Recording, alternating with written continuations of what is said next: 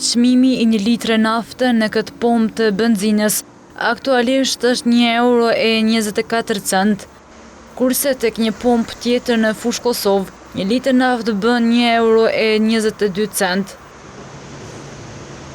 Por këto çmime së shpejti pritet të ngriten. Një gjë të tillë e kanë paralajmëruar nga shoqata e naftetarëve, e gjithë kjo pas tensioneve që kanë nisur ndërmjet Iranit dhe Izraelit.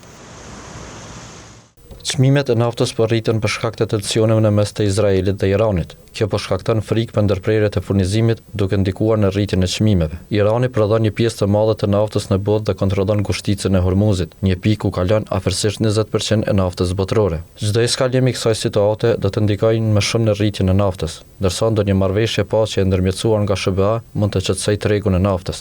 Çmimi i naftës në Kosovë sigurisht që ndikohet gjithashtu nga këto zhvillime gjeopolitike, për shkak se Kosova importon pjesën më të madhe të naftës. Çmimet aktuale në Kosovë janë: dizel €1.14 deri në €1.24, benzin €1.15 deri në €1.25.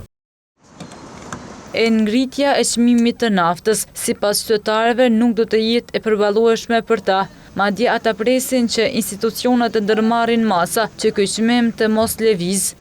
Pa të përballueshme për Kosovë nuk janë, ku me ditë sa, ama kjo është një sen që na vyn gjithçysh, apo din, pa naftë tani po shtrajton edhe sene tjera, apo din.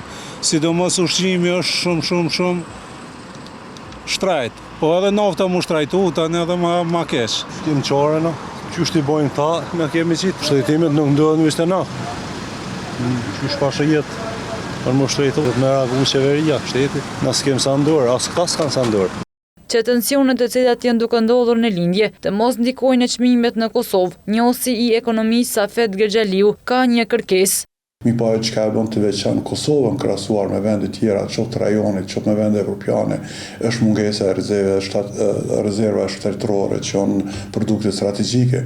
Në këtë drejtim me vite të tëra rekomandojmë dhe apelojmë që të punohet në këtë drejtim. Ju e shihni që në këtë drejtim ka pas shumë tepër keq përdorime dhe keq menaxhim, se sa sukses dhe rezerva në kuptim plot fjalës, sa më të mëdha janë rezervat shtetërore të produkte strategjike ku bën pjesë edhe nafta, që ndryshmëria përballë krizës është më e lehtë dhe më afatgjate.